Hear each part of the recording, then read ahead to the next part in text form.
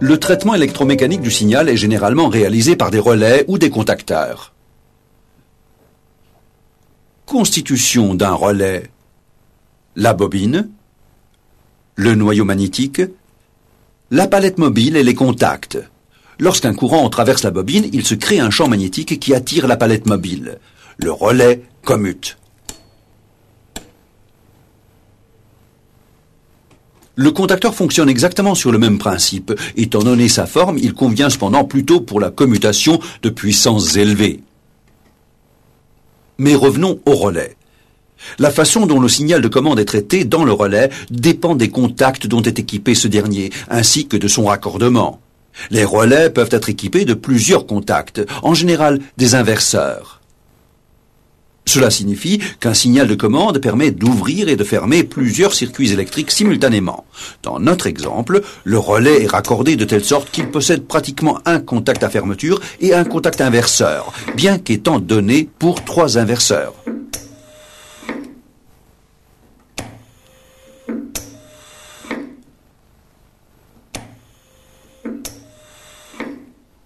On peut remarquer qu'une action sur le bouton déclenche simultanément des actions très différentes.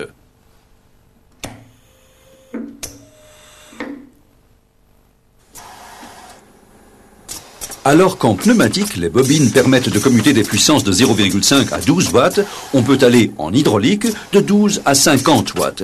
Dans ce cas, les distributeurs doivent être commandés indirectement, par le biais de relais.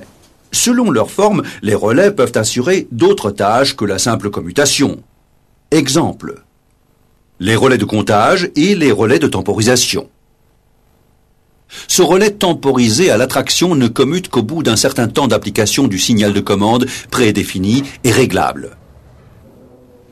La porte d'ascenseur en est un bon exemple. Lorsqu'elle se ferme et que le contact de porte délivre un signal, il faut attendre un instant avant que l'ascenseur ne démarre.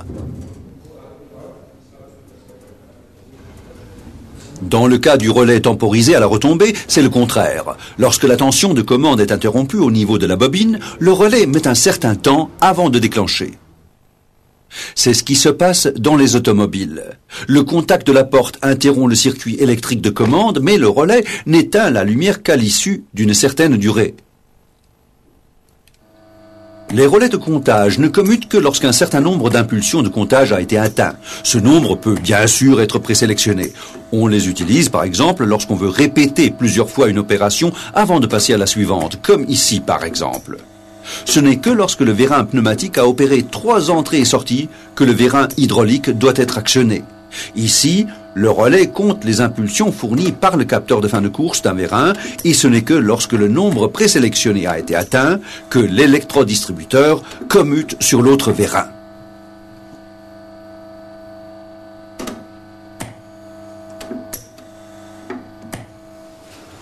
Le traitement électromécanique du signal au moyen de relais relève du domaine des commandes câblées, dont nous reparlerons dans un chapitre spécial.